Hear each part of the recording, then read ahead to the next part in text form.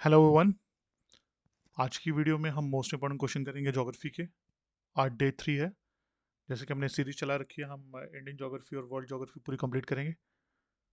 ठीक है, तो उसकी ये थर्ड वीडियो है, तो चलिए स्टार्ट करते हैं। सबसे पहला क्वेश्चन है, which city is the closest to the tropic of cancer in India. अब ये बात तो सबको ही पता है कि इंडिया में कौन सी लाइन क्रॉस करती है, ट्रॉपिक ऑफ कैंसर। अब यहाँ पे क्वेश्चन पूछा गया कि ट्रॉपिक ऑफ कैंसर के जो ट्रॉपिक ऑफ कैंसर इंडिया में क्रॉस करती है, उसके पास सबसे नज़दीक कौन सी सिटी है। ठीक है, तो इसका आंसर रहेगा उदयपुर। उदयपुर सबसे क्लोजेस्ट सिटी है ट्रॉपिक कैंसर के पास। बट यहाँ पे उदयपुर जो है वो राइट आंसर है। बट उदयपुर ये राजस्थान वाला नहीं है।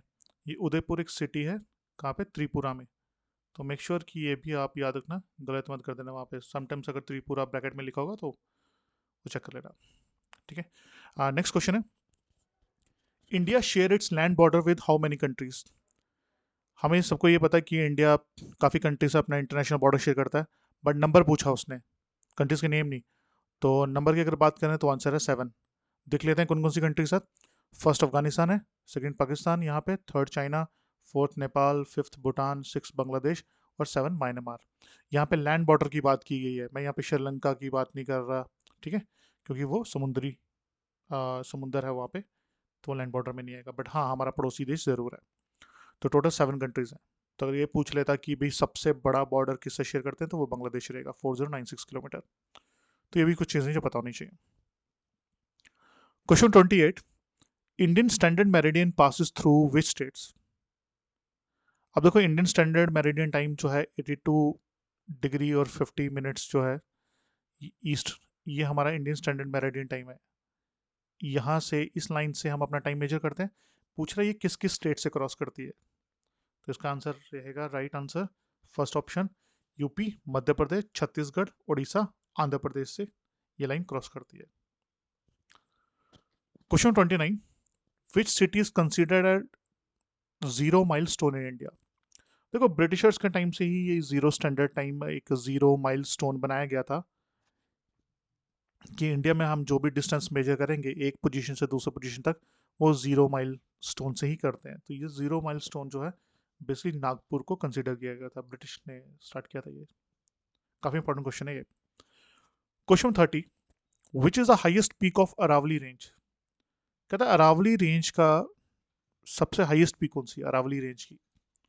अरावली पहाड़ में पता है सबसे ओल्डेस्ट माउंटेन है। ये हरियाणा से लेके ये राजस्थान तक ऑल द वे जाते हैं। तो इनकी जो हाईएस्ट पीक है वो है धूपगढ़, ये राजस्थान में है।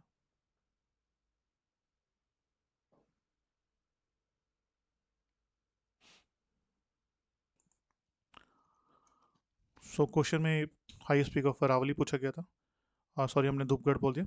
ये गुरु शिखर है। गुरु शिखर कहाँ पे, राजस्थान में है। तो राइट आंसर गुरु शिखर रहेगा, राजस्थान में, माउंट आबू के पास। तो इसे क्लियर कर देना, गुरु शिखर रहेगा।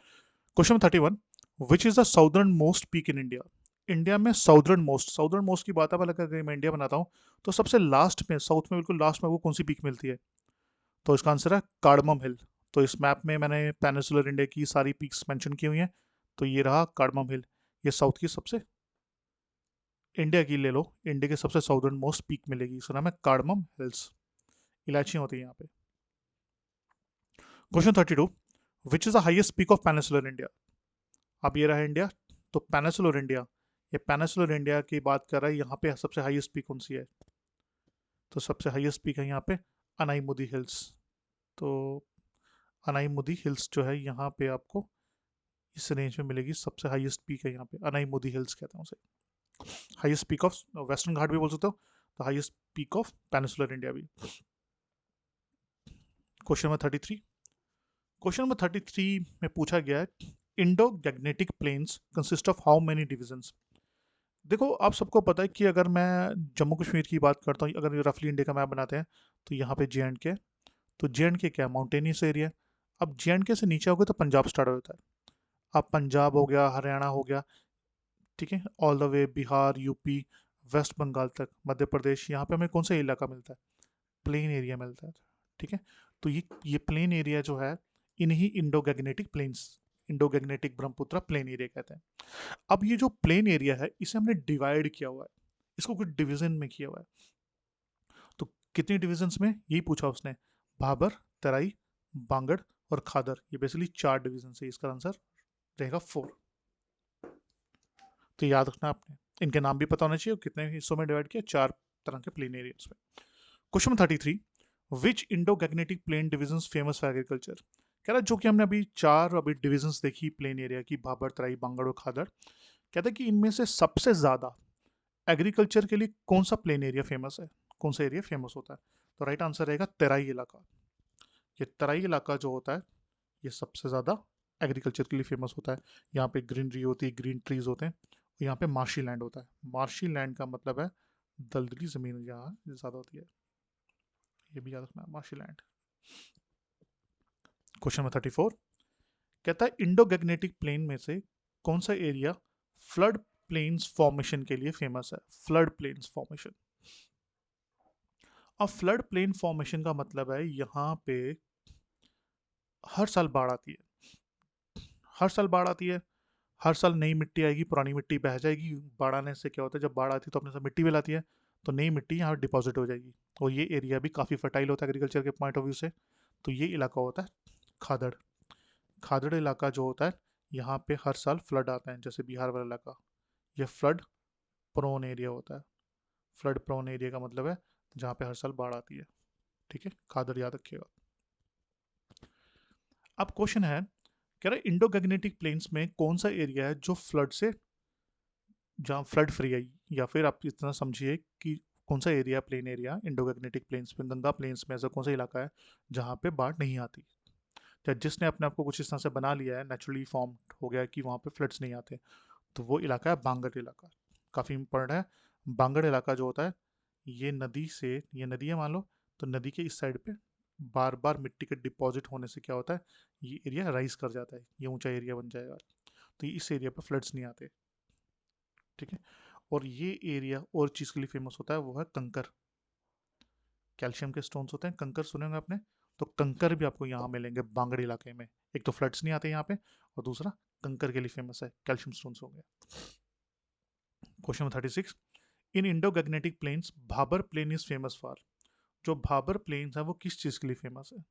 तो भाबर प्लेन्स जो हमारे माउंटेनियस एरिया है उसके बिल्कुल पाँव में ही होते हैं। तो यहाँ पे आपको बड़े बड़े पत्थर दिखेंगे, रिवर्स यहाँ पे लुप्त हो जाती हैं, स्ट्रीम्स डिसअपियर हो जाती हैं। तो ये एरिया एग्रीकल्चर के लिए सुटेबल नहीं होता। तो यहाँ मिलेंगे बड़े बड़े पत्थर, बिग बोल्डर्स, बड़े पत्थरों को बोल्डर्स कहते हैं, and not suitable for agriculture. तो ये रहेगा। Question 35, Rose Island in Andaman has been renamed as. जो अंडोमान निकोबार है, हमारे पास काफ़ी आइलैंड्स हैं वहाँ पे, तो वहाँ पे एक आइलैंड है रोज आइलैंड, उसका रिसेंटली नाम चेंज कर दिया गया। तो उसका नाम क्या रखा गया है, तो उसका नाम रखा गया Netaji Subhash Chandra Bose island. Important question है, इंपॉर्टेंट क्वेश्चन है ये। Question number 38, India integrated test range missile testing facilities located है। देखो इंडिया में हम जो भी मिसाइल लॉन्च करते हैं, वो किस टेस्टिंग, जो मिसाइल की टेस्टिंग करते हैं, हम लॉन्च करते हैं, तो वो कहाँ से करते हैं, वो किस आइलैंड से लॉन्च करते हैं। तो ये रहा इंडिया। तो यहाँ पे ये आइलैंड है, ये आंध्र प्रदेश में आपको मिलेगा। इसका नाम है डॉक्टर अब्दुल कलाम आइलैंड। यहाँ से हम लॉन्च करते हैं। इंपॉर्टेंट क्वेश्चन है ये।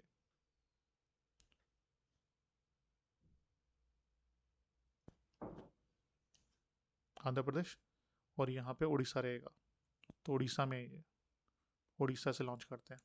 ठीक है, मैंने आंध्र प्रदेश बोल दिया शायद, सॉरी। ये उड़ीसा में है। अब्दुल कलाम आइलैंड, इसे व्हीलर आइलैंड भी कहते हैं, पहले से चंडीपुर आइलैंड भी कहते थे। तो वहाँ से लॉन्च करते हैं। ये जो आंध्र प्रदेश पे मैंने टिक कर दिया था, आंध्र प्रदेश में बेसिकली हम अपनी सैटेलाइट्स लॉन्च करते हैं, वो श्रीकोटा आइलैंड है, श्रीकोटा। ठीक है। पर यहाँ पे इंटीग्रेटेड टेस्ट रेंज मिसाइल की बात हो रही है, तो मिसाइल्स हम लॉन्च करते हैं उड़ीसा में डॉक्टर अब्दुल कलाम आइलैंड से। Question 39, which is the largest artificial island of India. India का सबसे बड़ा आर्टिफिशियल आइलैंड कौन सा है। तो इंडिया का सबसे बड़ा आर्टिफिशियल आइलैंड है विलिंगटन आइलैंड। कहाँ पे ये आपको मिलेगा केरला में। ये जो पिक्चर है उसी आइलैंड की है। Question number 40, Indus water treaty between India and Pakistan was signed in which year. देखो इंडिया और पाकिस्तान के बीच में ना हमारी जब हमारे जो रिवर्स हैं, जैसे कि इंडस हो गया, झेलम, चनाब, रावी, ब्यास, सतलुज, जैसे बहुत सारे रिवर्स हैं। ठीक है। तो इंडिया पाकिस्तान में जब हमारा पार्टीशन हो गया, पार्टीशन के बाद ये जो पानी है हमारे रिवर्स का वो भी तो डिवाइड करना पड़ेगा ना। तो इसके लिए एक ट्रिटी साइन होती है जिसे हम नाम दिया इंडस वाटर ट्रिटी।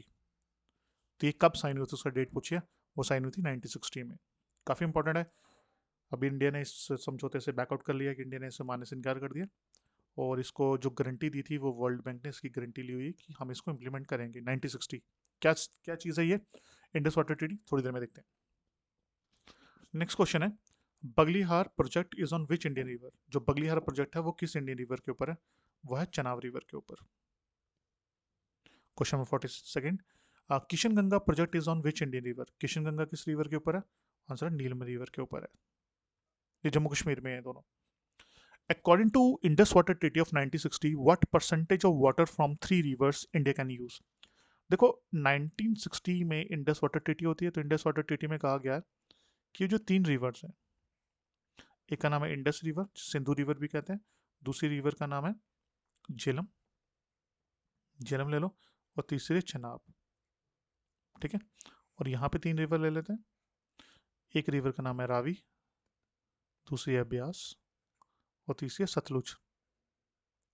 तो इसमें क्या कहा गया इंडस वाटर ट्रीटी में 1960 में, कि ये जो तीन रिवर्स हैं ये जाएंगी पाकिस्तान को, पाकिस्तान को जाएंगी। ठीक है, पानी तो इनका भी जाएगा, बट इन तीन रिवर्स का यूज जो है पाकिस्तान करेगा। ये जो तीन रिवर्स बची सतलुज, रावी और ब्यास, इसका यूज इंडिया करेगा। ठीक है, तो इंडिया कितने परसेंट वाटर यूज कर सकता है तीन रिवर्स का, 20%। ये था बेसिकली, इनका ही वाटर जाएगा, अनइंटरप्टेड वाटर जाना चाहिए। बट हाँ, इन रिवर्स पे जो सतलुज, रावी, ब्यास जो है हम इन पर डैम वगैरह बना सकते हैं। ये बेसिकली ये चीज थी। अब नेक्स्ट है, according to Indus water treaty of 1960, India can use only 20% of water of rivers. इन जो 20% पानी है इंडिया किन रिवर्स का यूज कर सकता है, मैंने अभी बताया थोड़ी देर पहले। एक है इंडस, चनाब और झेलम। इन तीन रिवर्स का ही इंडिया 20% वाटर यूज करता है। आपने देखा होगा ना, जब भी इंडिया पे कोई टेररिस्ट अटैक होता है तो इंडिया में काफ़ी लोग बात करते हैं कि हमें इंडस वाटर ट्रीटी रद्द कर देनी चाहिए, हमें इनका पानी रोक लेना चाहिए। तो इसी ट्रीटी की बात होती है, इस ट्रीटी की बात होती है कि इसे हमें बैकआउट कर लेना चाहिए, और ये जो रिवर्स है इंडस, चनाब और झेलम, इनका पानी रोक देना चाहिए। ठीक है, नेक्स्ट क्वेश्चन है 45th, the combined stream of Ganga and Brahmaputra forms the biggest delta in the world. देखो हमें पता ही है कि जो गंगा रिवर है और ब्रह्मपुत्र रिवर है, ये दोनों रिवर मिलती हैं, और मिलने के बाद अपने साथ जो भी कंकर पत्थर मिट्टी लाई होती हैं वो डिपॉजिट कर देती हैं। वो डिपॉजिट करने के बाद एक जगह डिपॉजिट कर देंगी, अपने साथ सैंड, क्ले, सिल्ट चलाइए, तो उसे बनता है डेल्टा। अब वो पूछ रहा है कि ये जो डेल्टा बनता है गंगा ब्रह्मपुत्र की, जो कंकर पत्थर मिट्टी जो लेके आती हैं रिवर्स दोनों और डिपॉजिट कर देती हैं समुद्र के किनारे, उससे जो आपकी ज़मीन बनती है जिसे हम डेल्टा कहते हैं, उसका नाम क्या है? तो उसका नाम है सुंदरबन डेल्टा। ये दुनिया का सबसे बड़ा डेल्टा है। डेल्टा क्लियर हो गया सबको। बेसिकली डेल्टा क्या होता है, जब भी रिवर्स जो होती है, रिवर फ्लो करती हैं, रिवर फ्लो करती हैं, तो जब रिवर फ्लो करती हैं, लंबा डिस्टेंस ट्रेवल करती हैं, तो अपने साथ कुछ कंकर पत्थर मिट्टी भी लेके चलती हैं। अब चलती जाएंगी, एक टाइम आएगा, मान लो ये रिवर है, एक टाइम आएगा ना, रिवर चलते चलते समुद्र से आके मिल जाएगी। पर जब वो समुद्र से मिलेगी, अपने साथ जो भी कंकर पत्थर मिट्टी वगैरह लाई होगी, वो समुद्र किनारे पे छोड़ देगी। ये जो मिट्टी उसने छोड़ दी किनारे पर, खुद जाके समुद्र में मिल गई। ये जो चीज़ बनी उसे कहते हैं डेल्टा, उसे डेल्टा कहते हैं। और डेल्टा काफ़ी उपजाऊ होते हैं। तो ये सुंदरबन डेल्टा आपको वेस्ट बंगाल और बांग्लादेश में देखने को मिलेगा। नेक्स्ट क्वेश्चन है 46, Ganga river flow in Bangladesh and known by the name. देखो गंगा रिवर जो है वो इंडिया में तो है ही है, अब इंडिया से फ्लो करती करती वो बांग्लादेश चली जाती है, तो कह रहा है कि बांग्लादेश में उसे किस नाम से जाना जाता है, उसका नाम पड़ जाता है पद्मा। और ये जो जमुना है, जमुना, ये ब्रह्मपुत्र का नाम है। नेक्स्ट है 47, the biggest river island in the world. जो सबसे बड़ा रिवर आइलैंड, मतलब किसी रिवर के ऊपर, किसी रिवर के ऊपर सबसे बड़ा आइलैंड का नाम बताओ क्या है, उसका नाम है मजूली आइलैंड। इंपॉर्टेंट क्वेश्चन है, कहाँ पे ये पूछा जा सकता है, तो आपका आंसर रहेगा असम में, ये असम में मिलेगा। और किस रिवर के ऊपर है, आंसर है ब्रह्मपुत्र, ब्रह्मपुत्र रिवर के ऊपर है मजूली आइलैंड। ये दुनिया का सबसे बड़ा किसी रिवर के ऊपर आइलैंड है। Question 48, which of the river is antecedent और inconsequent drainage river of India. देखो एंटीसीडेंट रिवर पूछा है, इनमें से कौन सी एंटीसीडेंट रिवर है। एंटीसीडेंट रिवर का मतलब हुआ, हमारे देश में पहाड़ है हिमालयस, हिमालयस बनने से पहले जो रिवर्स थी, हिमालयस बाद में बने, इनसे पहले कुछ रिवर फ्लो करते होंगे इंडिया में, तो वो कह रहा है उसने एंटीसीडेंट रिवर कहते हैं। एंटीसीडेंट रिवर वो रिवर्स होती हैं जो हिमालय के बनने से पहले भी फ्लो कर रही थी। ठीक है, तो उनमें से नाम है Brahmaputra is one of them. Brahmaputra antecedent river है, याद रखना ये। मतलब इनके फ्लो में कोई फर्क नहीं पड़ा। हिमालय बनता रहे, कोई बात नहीं, हम जैसे चलते हैं वैसे चलती रहेंगी, ये रिवर्स चलती रही। इन्हें ब्रह्मपुत्र रिवर कहते हैं, एंटीसीडेंट रिवर कहते हैं। क्वेश्चन 49 कह रहा which of the following rivers antecedent और inconsequent drainage river of India. Same बात, एंटीसीडेंट रिवर एक और पूछी है, पहले हमने वो देखी थी, या अभी हम ब्रह्मपुत्र, और दूसरी एंटीसीडेंट रिवर जो है वो है सतलुज, ये भी एंटीसीडेंट रिवर है। एक और बताता हूँ आपको, इंडस भी एंटीसीडेंट रिवर है, मतलब कि हिमालय से बनने से पहले वो फ्लो कर रही थी। लास्ट क्वेश्चन है, Yamuna the most important tributary of Ganga, meet Ganga at. कह रहे जो यमुना है वो बड़ी इंपॉर्टेंट ट्रिब्यूटरी है किसकी, गंगा की।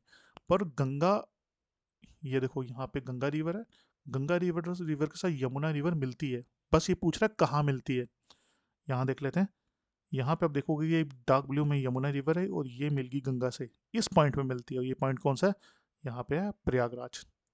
ठीक है, तो आपसे पूछा जा सकता है यमुना रिवर गंगा रिवर को कहाँ मिलती है, तो ये मिलती है प्रयागराज में, जिसे पहले इलाहाबाद भी कहते थे। कहाँ पे, यूपी में। मोस्ट इंपॉर्टेंट क्वेश्चन है ये। ठीक है, अब मैं गंगा रिवर की बात करूँ तो ये रही गंगा रिवर। गंगा रिवर यहाँ पे फ्लो कर रही है। गंगा रिवर वेस्ट बंगाल में जाती है, तो वेस्ट बंगाल पे इस पे एक डैम सा बना रखा है जिसे फरक्का बैराज कहते हैं। उसके बाद वेस्ट बंगाल के बाद गंगा रिवर जो है वो दो पार्ट में डिवाइड हो जाती है। एक जो है ये हुगली रिवर नाम ले लेती है, गंगा रिवर को हुगली रिवर भी कहा जाता है, वेस्ट बंगाल में एक ट्रिब्यूटरी है उसकी। उसके बाद गंगा रिवर यहाँ से फ्लो करती हुई चली जाएगी बांग्लादेश। जब ये बांग्लादेश में जाएगी तो उसका नाम पड़ जाएगा पद्मा, इसे पद्मा के नाम से जानते हैं। ठीक है, ये रहेगा। और उसके बाद ये दोनों रिवर ब्रह्मपुत्र, ये ब्रह्मपुत्र रिवर और गंगा रिवर दोनों मिलके यहाँ पे देखो डेल्टा बना रही है, डेल्टा बना रही है, इसे कहते हैं सुंदरबन डेल्टा। तो ये थे कुछ क्वेश्चन, अगर कोई डाउट हो, क्वेरी हो, तो प्लीज़ कमेंट बॉक्स में मेंशन करिएगा। मिलते हैं नेक्स्ट वीडियो में, थैंक यू।